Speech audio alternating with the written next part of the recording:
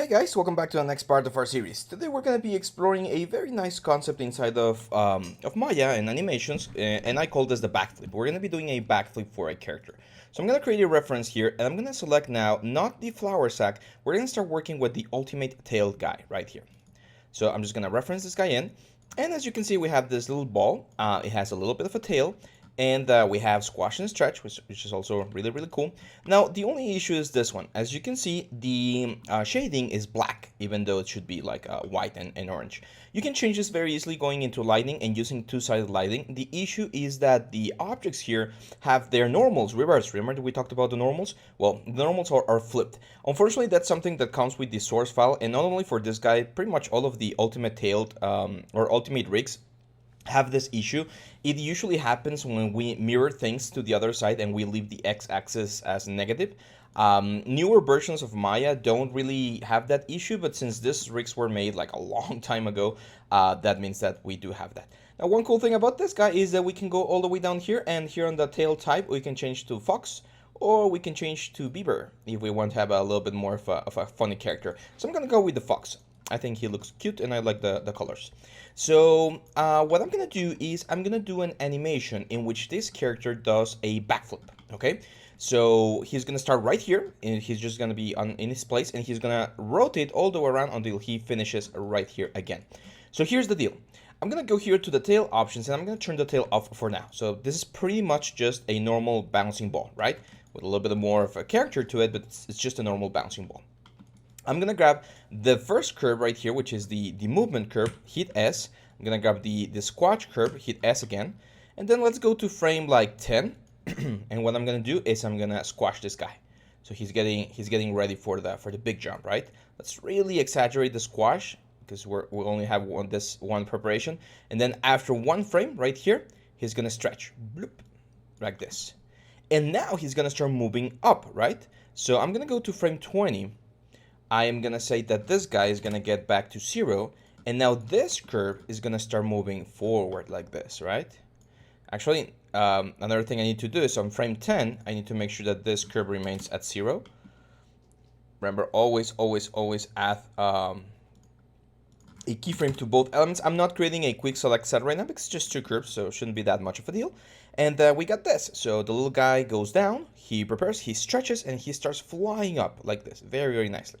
Now, once he hits the high point, I want him to be doing a backflip. So that means that the whole character is going to start rotating. I'm going to turn off the screen rotate. There we go. So at this point, I would expect the character to be a little bit further down the jump. So something like this. Now what we're going to see is this. Okay, we got this weird mistake here. We don't want that. So here, the rotation is going to be 0. And once he starts jumping, now the rotation starts changing. See that? Very important. So the reason why this is happening is due to the, what's the word? To the auto keyframe. It's not keyframing all the keyframes that we need. So I'm just going to hit S on all of the areas right here. And now we got this. So bloop, the guy starts jumping. And I probably don't want him to start rotating so fast. So I'm gonna correct this a little bit. Something like this. So that he goes a little bit straight. And then he, of course, is gonna go down. So I need to continue the rotation right here all the way until we hit 360 degrees. And I know that he's gonna be going back to the origin. So I'm gonna go to 0 again.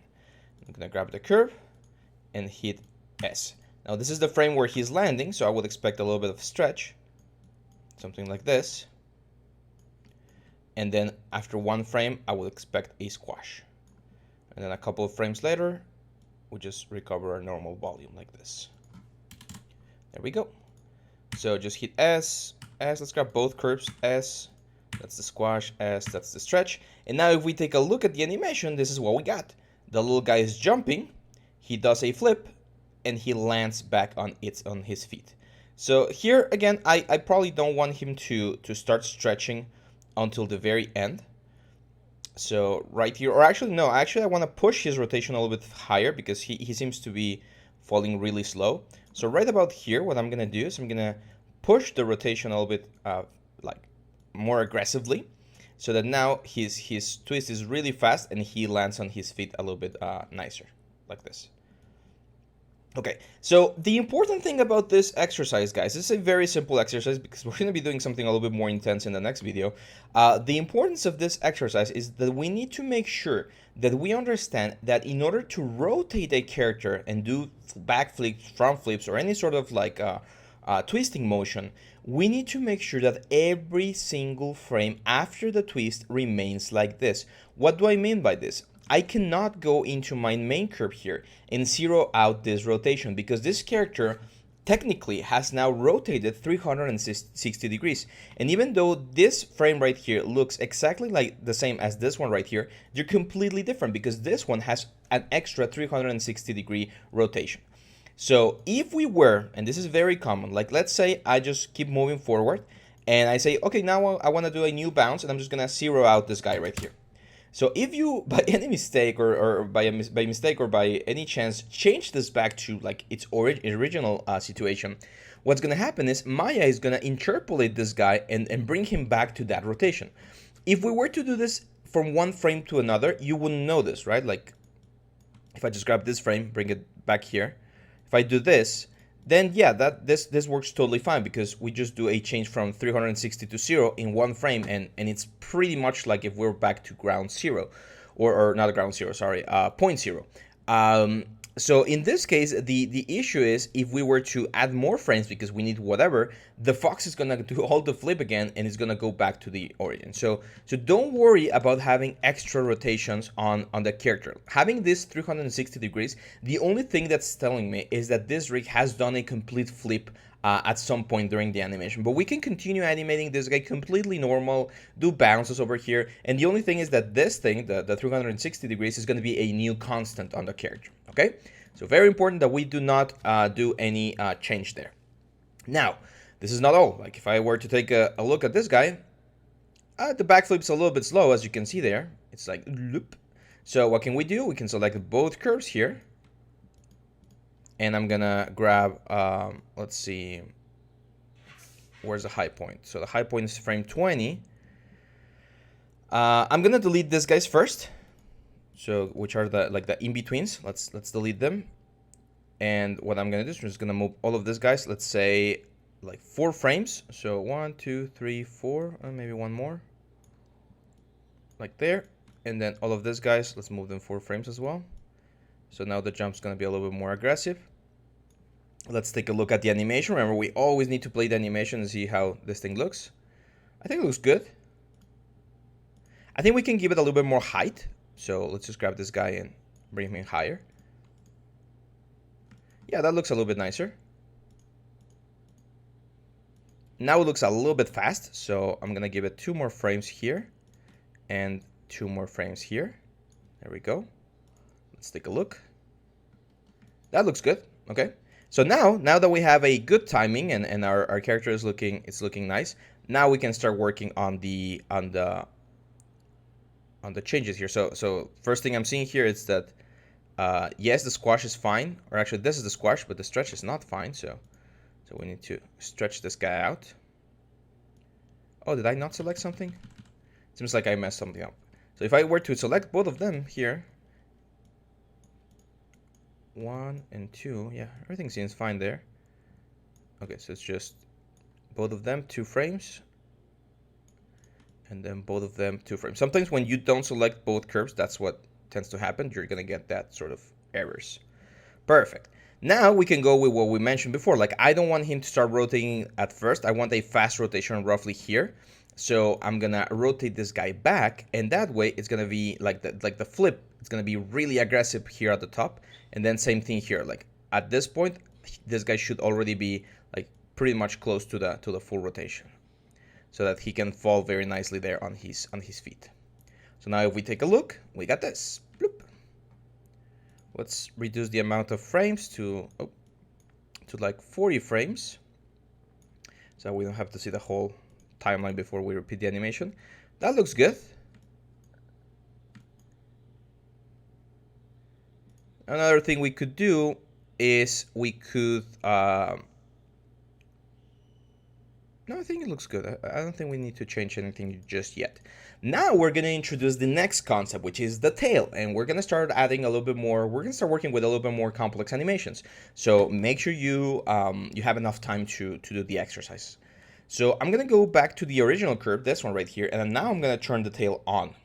And this is something that animators do very frequently, like they won't animate things until you need to animate those things, because otherwise what tends to happen is you get a little bit confused or overwhelmed by so many controllers, and it's easy to just like start very like slowly and then go from there.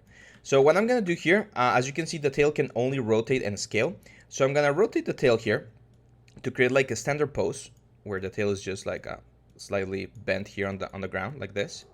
I'm gonna grab all of these guys and I'm gonna hit S. Now, if we go back here to the frame, I would expect the tail to kind of like straighten out a little bit. Kind of like flowing through the ground like this.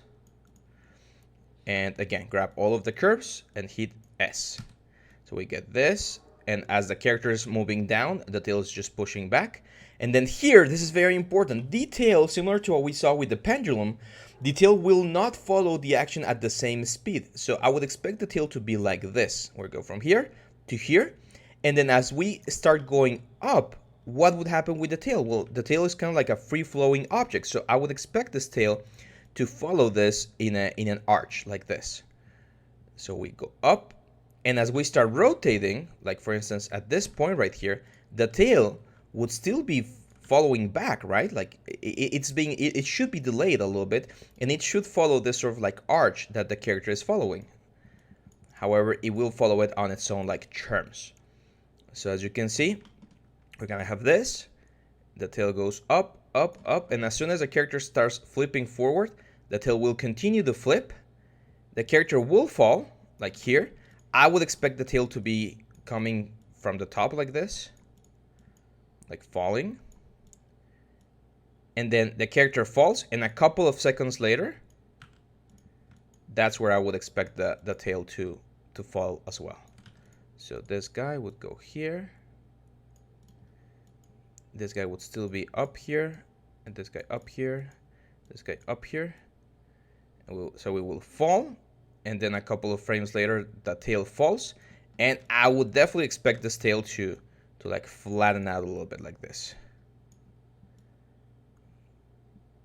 Okay, remember the overlaps and things that we have. So now if we take a look at the animation, this is what we got. Okay, so we can see the little curve and the little arch that the tail does, and not only do we see that arch and that like transition, that movement also allows us to follow a little bit clearer, in a clearer way, how the fox animates, right? So all of these sort of elements like tails and scarves, cloth, all of those secondary animations that we sometimes have are very, very helpful because they allow us to see the motion through the lens of other objects, if you wish. So yeah, there we go. So we got this. I think I would like the fox to, like here, I would still expect this guy to be coming from the bottom. So like this, and then like this. Like the fall here, I feel like the fall is a little bit slow, so I'm gonna grab all the things here, just probably a couple of frames. There we go, that's a little bit better. Now what we can do, similar to what we did before, I can grab this final elements right here, grab all of the points and just offset them one frame, and then grab this guy right here and offset it one more frame, and that's gonna create a little bit more of a flowy feel to the tail. See that? So that's what we're going for. This is the exercise, the backflip exercise. We're just making this guy do this very, very nice backflip because now we're gonna do a very nice maze running effect, or animation. So make sure to complete the exercise, guys. Make sure to practice. This is one of the tricky ones, by the way. Modifying the tail and moving it in such a way that it makes it look nice tends to take a little bit of time. There's one more thing I think we can do. That is, I can grab all the curves here for the tail, go into my graph editor, and I can utilize this thing called the spline. Spline will soften up the elements. You can see here how we have a couple of curves that are looking kind of weird. So if you see those elements, just fix them. Just see how that affects. And the spline curves, as you can see there, will soften the animation quite a bit. I still think the animation is a little bit slow at the end. It looks a little bit like mechanical. So I'm gonna grab all of these guys and let's just bring them back a couple of frames. There we go, that's a little bit better. Alt-1 to hide the curves, and now we can appreciate them moving very nicely. You can also turn on motion blur, which is also going to be quite helpful to give it that nice like cartoon effect to the whole thing. And you can render this thing out. Make sure to be saving all of those videos because they're really cool to have as a reminder of where you started and how we're gonna end with this very cool animation exercises. So that's it for this video, guys. I'll see you back on the next one. Bye bye.